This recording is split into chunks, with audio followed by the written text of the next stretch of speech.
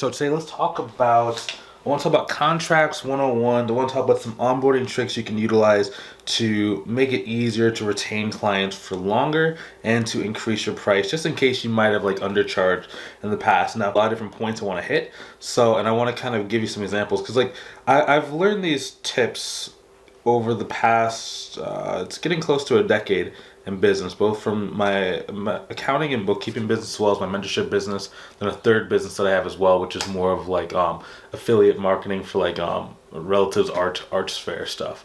So just want to kind of talk about that. So number one, okay, your contracts are going to be very, very important, right? So contract is as much about outlining the services, but it's also supposed to be in a way that gets people to want to do business with you. So your contract can actually be utilized as a marketing material that you utilize at the point of sale to make it very, very enticing for the person to want to work with you. Now, along with that is you're going to have a couple things inside to make sure that you are protected. So number one, you want to make sure that you have a term, like you have to have, your contract has to have like a term, right? So when does it start? When does it end, right? You can't just have like a contract that goes indefinitely, like throughout the future. Now you can have it to where it can automatically renew, but there has to be a term. Now in general for contract terms, you want to be anywhere between about 6 months to about 24 months. And again, this is not like legal advice. It's just stuff that I've kind of learned over time. Always consult with your lawyer to make sure that this is something that you can actually do. Now, the reason why it's important, right, is because like you need to have very defined start and end times.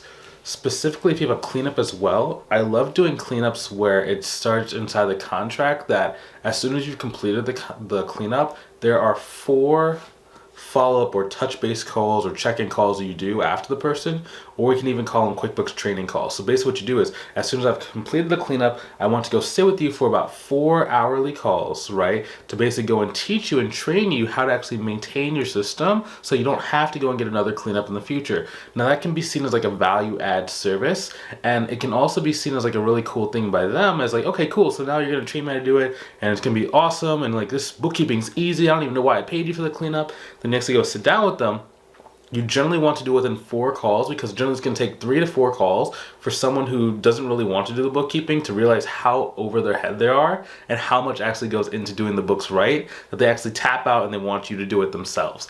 Now, I always like to do that because a couple of reasons. Number one, people just always underestimate how much work it does to actually do the book. So when they get it firsthand, they finally respect what you do, and it makes it very easy for them to feel really good about handing it over.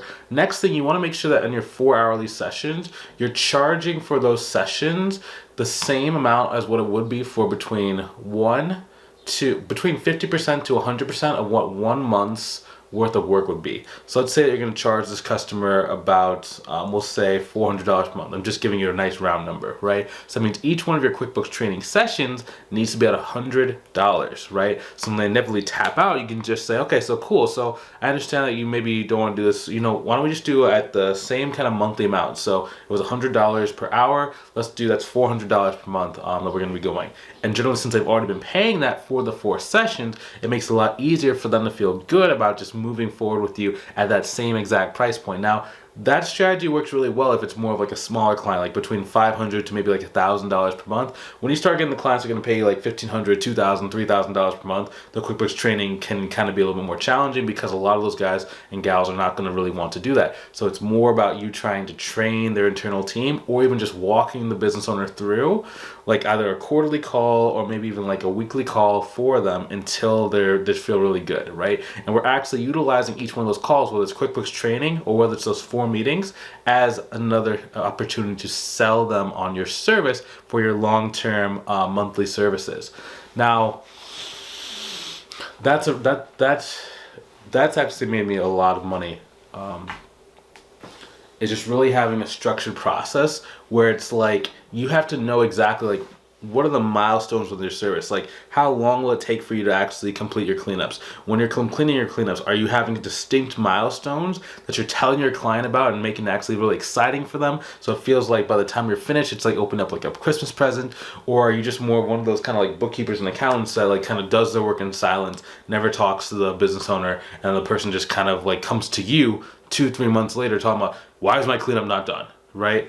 I personally like to be a little bit more proactive. I like to just kind of let people know exactly where we are, because I approach like cleanups more of like a project manager would, where it's like I have very distinct milestones that are going to be inside of it. So I want all my team to know. I want my team to tell me, so I can go and relay it to the client. So then the client can actually see it as well inside of like their dashboard. Just everything just moves very, very quickly. And if you don't know what those milestones are for yourself, if you're inside the program, like that's something we do help you with, depending on what level that you are at and what service offering you have at the moment in time, right? Because as you start getting more and more sophisticated, you're going to have multiple services. So you might have cleanups, you might have payroll, you might have monthly services, you might even eventually do tax prep, you might add tax plan in the future, right?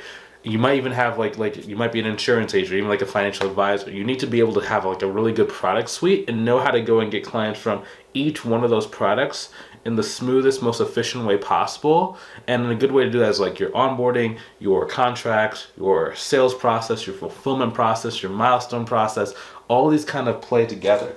Another thing that you need to have inside of your contract, you need to have very, very clear and defined payment plans. So I generally like to put like, what is the total amount of the engagement?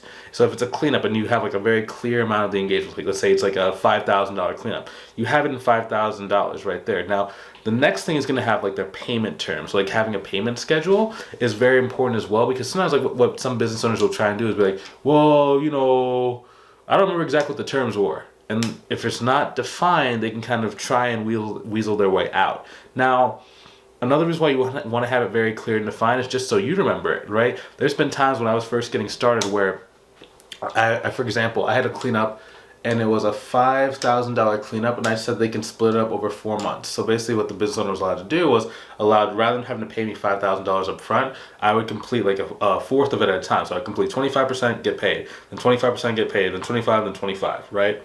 And I actually had forgotten how much I said they would do, because I can remember if I said I would do it in 3 payments or if I would do it in 4 payments, right? And like I was just trying to scramble to go look at my notes. I just couldn't find it anywhere, right? Now, luckily for me, it worked out, but for some people, if you don't have that luxury of like, maybe taking the chance of it working or not working, you need to have like really, really defined payment terms. And then I also like to have like a place inside like the payment terms where they can like initial inside the contract. I use like DocuSign. Some people use like PandaDoc, DocuSign, HubDoc. Some people use Practice Ignition. Some people have it built into their actual thing, like in their terms of service. It just really depends on you, but I prefer to have right next to the payment terms that they have like their initial, right? So it just shows that they've actually looked at it, and it shows they've actually seen it, right? Because if you ever do need to take someone to collections, you need to take someone to court, right? You need to make sure that you have it very well defined, that you have done everything in your power to make it very fair to the person, that you have done everything on your end, right? So that's very important.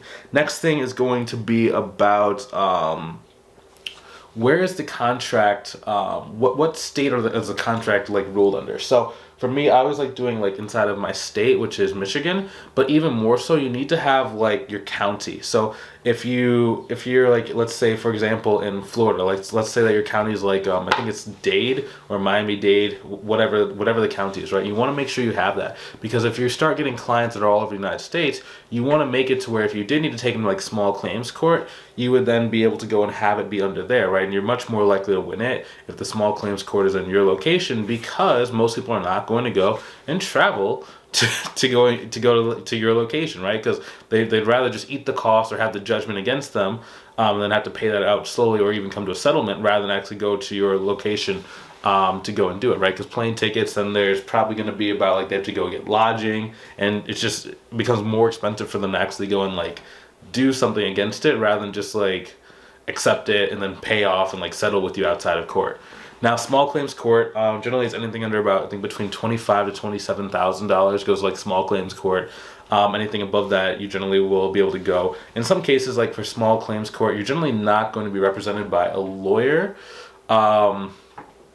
But yeah, it is still good to go and get like counsel from a lawyer if you are in that process with someone, right?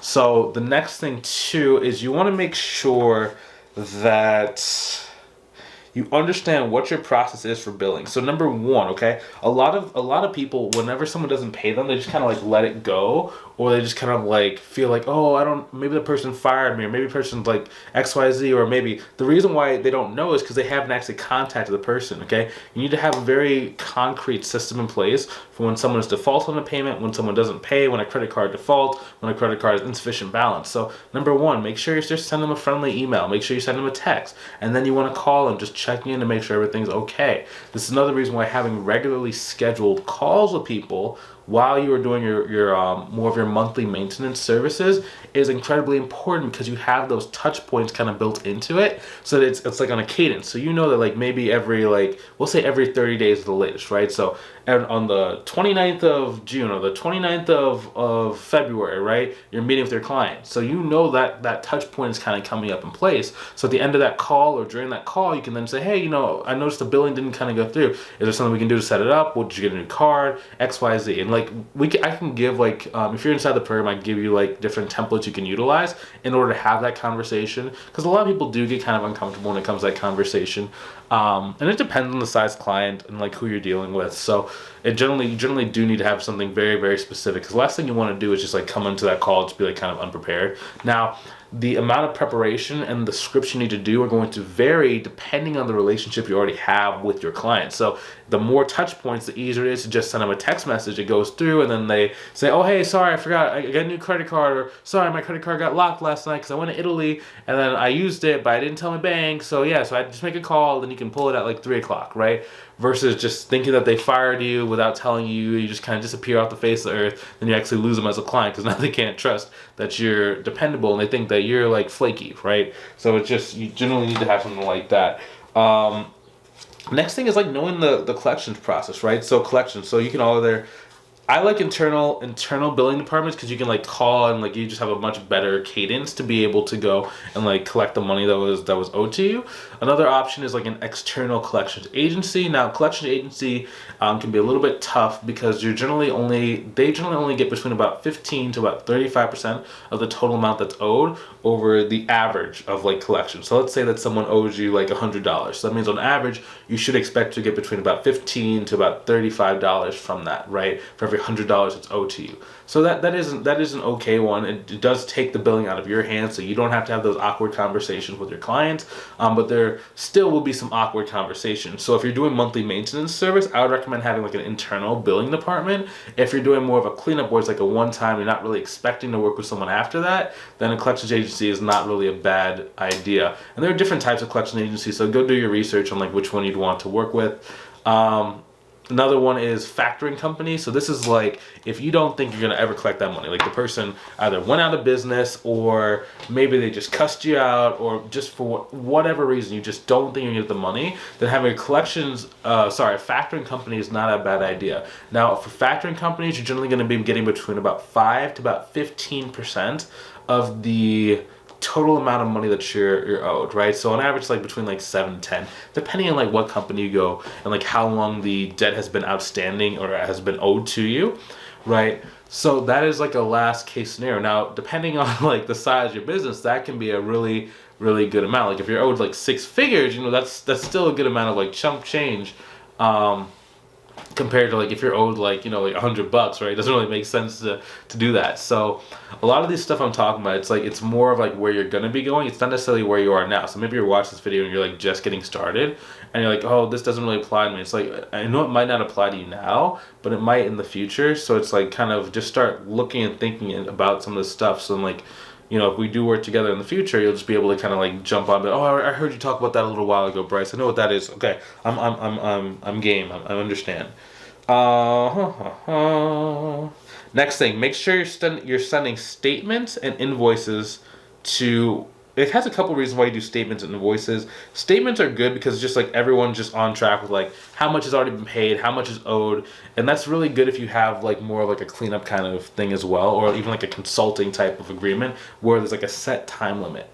Another one is invoicing. So I like doing both statements. I like doing invoicing. I like doing statements at the end of the month. I like doing invoicing right before the payment is due, just to make sure that like it adds a layer of like accountability for everyone involved. It also gives you a timing ahead of time that if someone can't afford to pay, or they have insufficient funds, or the card on file doesn't have all the necessary information, or something was updated, they can tell you that ahead of time. It's just more on a schedule. The next thing is they cause people to take you more seriously as well. A lot of people have trouble, especially when they're getting started in their business, at like the businesses that end up working with them just don't really respect them, right? It's because like you're just not really coming across as someone who is really to be respected. Now that's different than someone disrespecting you, but someone going above and beyond and respecting you is a little bit different. Like I was talking to this lady for the mentorship program, and I was like trying to see if I thought that I could help her out, or if I thought it would be a good fit.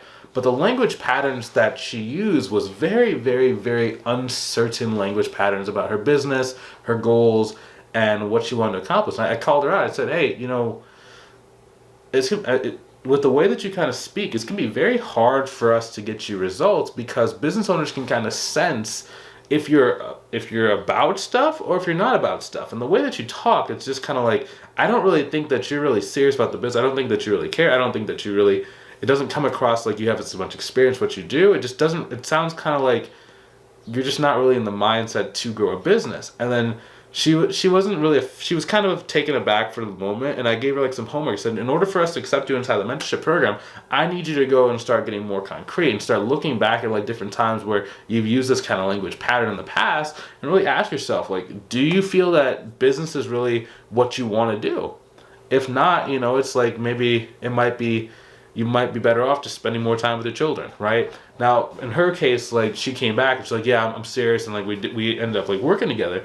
But a lot of people who maybe you're watching this YouTube video, or a lot of people I see online, it's like, if you're having trouble getting people to want to work with you for any amount of money that's over about $200 a month, it's generally because of the way that we're kind of coming across. In addition to, like, you might have a trouble with marketing, but marketing is more of a factor of how people actually perceive you and how they see your company, because that's going to change what type of companies actually get on the phone with you. So if you're not being perceived as like a very trustworthy type of person, and it's not just like having a website, I mean that's one trust asset you can have, but having a good social media presence, having a LinkedIn profile, having good blog content on your LinkedIn that gets people to understand that you are someone who knows what they're doing and you're someone who to be respected, having like a business kind of one page that can describe exactly who you do, who you work with, who are the companies that you like working with, what are the industries you like working with, what are the size companies that you do, how much do you charge in general on average, right? Just making sure you have these assets so when the business owner comes to you and they need help, they respect you enough to not only want to pay you, but they respect you enough to pay you a really good amount of money on a monthly basis. But then also they listen to your feedback, they listen to your instructions that you give them about how to grow their business. Because there's nothing worse than being underpaid, and then when you try and give them like a helpful suggestion, they're just like, oh, I don't really respect what you're saying. Nothing worse than that. It's very, very, very annoying. Who's this?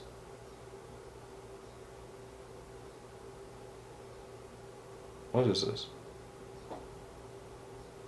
So I had a weird text message thing come through.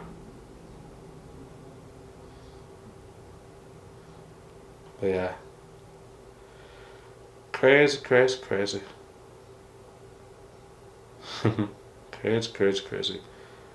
Business, man. But yeah, so that's another thing that you have to have. Just really helps you out. Yeah.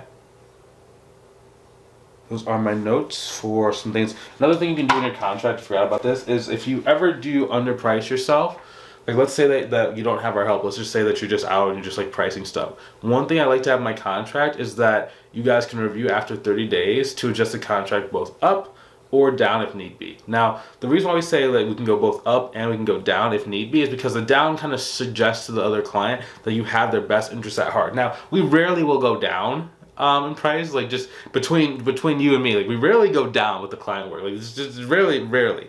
But we just like having it in there to show that we are willing to work with them to make sure that we're feeling good. Now, you make sure that you have a really good handle on your fulfillment. You actually can do the work in order for that clause to work well. Because like if you get in there and you just don't like it, then in some case they might try and like lowball you and say, hey, I don't really think this is worth, $1,000 a month. Maybe it's worth less. But on average, if you do good work, if you bring on the right client, if you set the right expectations and they like you because of the way that you go in and sharing your milestones and you're communicating with them and the touch points you have, it will make it a lot easier for you to keep raising that price, just in case you might have quoted them one thing, maybe you quoted them like $500. You get in, you see it's about $1,000 a month worth of work. If you have it already scheduled where after 30 days you guys are going to reconvene and check on the price, it makes everything easier. So that's just another thing that saved me a lot of money over time, especially before I developed a pricing calculator tool. I was kind of like just throwing darts in the dark. And yeah, like my pricing was all over the place and just didn't really work out in the beginning. But it's like once I started adding that clause in, like any clients that might have undercharged, it just made it really easy for me to be like, hey, these are the kind of criteria I need in order for us to raise the price again. Do you understand you guys kind of match these criteria, which is a little bit different than what you said it was when we first got started. And we have that hard conversation, which is it's only hard if you haven't done it before and if you've never had a client actually like raise a price. But once you start doing it very consistently, it just gets a lot easier because you know what to expect and you do have those reference experiences that people are willing to raise a price if they value the work that you're doing, if they like your communication style, and if they like you as a person and as a business owner. So hopefully you learned something new. Let me know if you like this new style of video where it's not just marketing tips. So like historically I've done more like marketing tips, and like I think now what I want to do is I want to do more of like business, just the overall business, both from mentorship, both from selling art, both from my accounting and bookkeeping business, just different things that I've learned in the past. Maybe can save you a number of years off of your learning curve, so you can grow a little bit faster. And yeah, and then also check out the description for different helpful resources, videos, and links to help you grow your business much faster as well. I'll talk to you soon. I'll see you inside the next video. My name is Bryce Tubbs. Take it easy.